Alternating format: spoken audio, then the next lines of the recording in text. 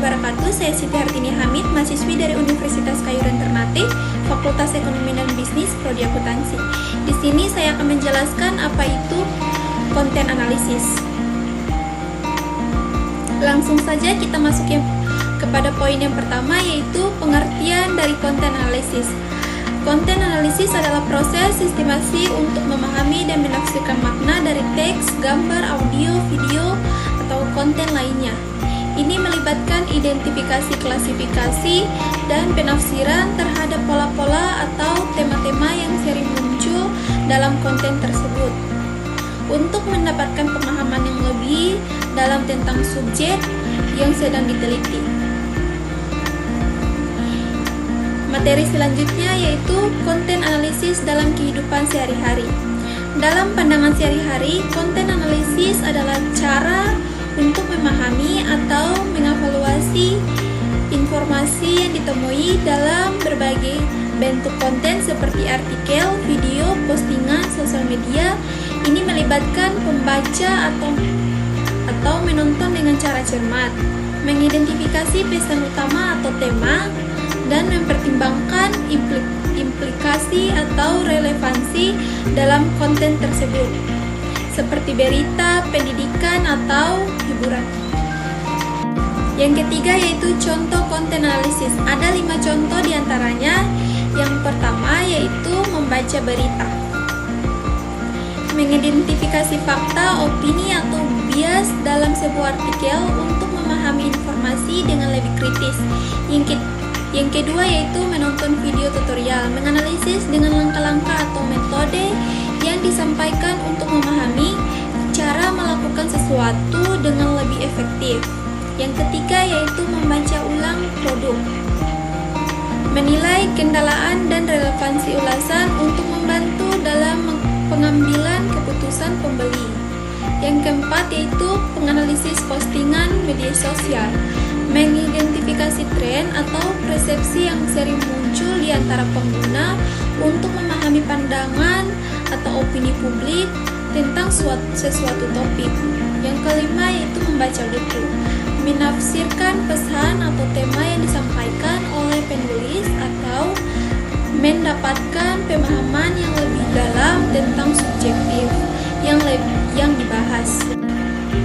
Yang keempat yaitu tujuan dari konten analisis. Ada 5 tujuan dari konten analisis. Yang pertama yaitu mendapatkan pemahaman yang lebih dalam tentang suatu topik pesan atau fenomena yang sering muncul atau sering dibahas dalam konten tersebut. Yang kedua yaitu mengidentifikasi pola, menemukan pola atau tema yang muncul secara konsisten dalam konten untuk mengungkapkan tren atau persepsi yang mungkin tersembunyi. Yang ketiga yaitu evaluasi, menilai kendalaan atau relevansi konten untuk mendukung pengambilan keputusan yang informasional atau strategis. Yang keempat yaitu penelitian, menggunakan konten analisis sebagai metode penelitian untuk memperoleh wawasan yang baru atau mendalam tentang topik tertentu. Yang kelima yaitu peningkatan kualitas, memperbaiki atau meningkatkan kualitas konten yang dihasilkan, baik itu dalam bentuk artikel, video, atau bentuk konten lainnya, berdasarkan temuan dari analisis tersebut. Materi yang kelima yaitu ciri-ciri dari konten analisis. Ada 8 ciri khas dari konten analisis yang meliputi yang pertama yaitu sistematis. Konten analisis dilakukan dengan pendekatan yang struktur dan sistematis, mengikuti metode tertentu untuk mengumpulkan dan menganalisis data, menafsirkan konten. Yang kedua yaitu objektif. Analisis dilakukan dengan tetap mempertahankan objektivitas dengan berusaha menghindari bias dan penilaian yang tidak berdasar. Yang ketiga yaitu mendalam. Tujuan dari konten analisis adalah untuk mendapatkan pemahaman yang lebih mendalam tentang konten yang dianalisis, melampaui makna yang mungkin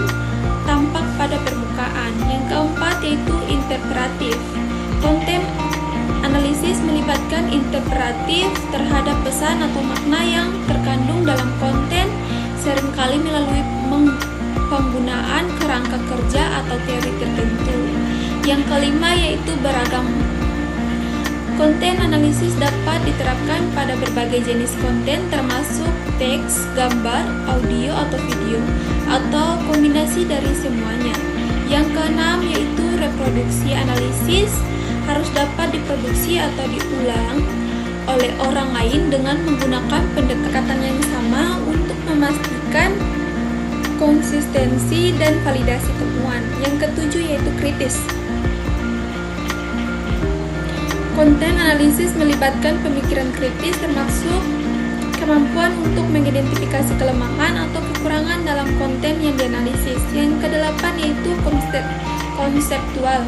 Analisis dilakukan dengan mempertimbangkan konteks yang relevan seperti latar belakang penulis, tujuan konten, dan kondisi sosial atau politik saat konten tersebut dibuat. Materi selanjutnya yaitu materi ke-6, kelebihan dan kekurangan konten analisis. Yang pertama yang akan kita bahas yaitu 5 kelebihan dari konten analisis. Yang pertama yaitu pemahaman mendalam. Konten analisis memungkinkan untuk memperoleh pemahaman yang lebih mendalam tentang subjek yang sedang diteliti. Yang kedua yaitu fleksibilitas. Metode konten analisis dapat diterapkan pada berbagai jenis konten, mulai dari teks, gambar, audio, hingga video. Yang ketiga yaitu pengungkapan pola dan tren. Dengan menganalisis berbagai konten, pola dan tren dapat diidentifikasi memberikan wawasan yang berharga tentang opini, sikap, atau perilaku masyarakat. Yang keempat yaitu validasi dan kendalaan. Jika dilakukan dengan cermat, konten analisis dapat menghasilkan temuan yang valid dan andal yang dapat digunakan untuk mendukung keputusan atau kesimpulan. Yang kelima yaitu ketelitian. Konten analisis memungkinkan untuk memeriksa setiap detail dalam konten secara terperinci yang mungkin terlewatkan dalam metode analisis lainnya. Adapun 5 kekurangan dari konten analisis, yang pertama yaitu subjektivitas. Konten analisis rentan terhadap subjektivitas karena interpretasi dan penilaian tergantung pada peneliti atau analisis yang melakukan analisis. Yang kedua yaitu waktu dan tenaga. Proses konten analisis dapat memakan waktu dan tenaga yang signifikan, terutama jika melibatkan jumlah konten yang besar. Yang ketiga yaitu keterbatasan sampel. Analisis hanya mencangkup konten yang tersedia dan ada kemungkinan bahwa sampel yang dipilih tidak mencerminkan secara akurat atau populasi yang lebih luas. Kesulitan yang keempat yaitu kesulitan dalam translasi. Proses kriteria analisis dapat menjadi tantangan terutama jika dilakukan oleh beberapa analisis atau tim yang berbeda. Yang kelima yaitu keterbatasan dalam penangkapan konteks. Analisis hanya mencangkup konten yang ada dan tidak berlaku dan mampu menangkap konten yang lengkap atau kompleks di sekitar konten tersebut. Dan yang terakhir yaitu yang ketujuh, teknik pengumpulan data. Terdapat 7 teknik pengumpulan data yang umum digunakan dalam konten analisis, termasuk yang pertama yaitu observasi. Pengumpulan data dilakukan dengan mengamati konten secara langsung, misalnya dengan membaca artikel, menonton video, atau menganalisis postingan media sosial. Yang kedua yaitu dokumentasi. Pengumpulan data dari dokumentasi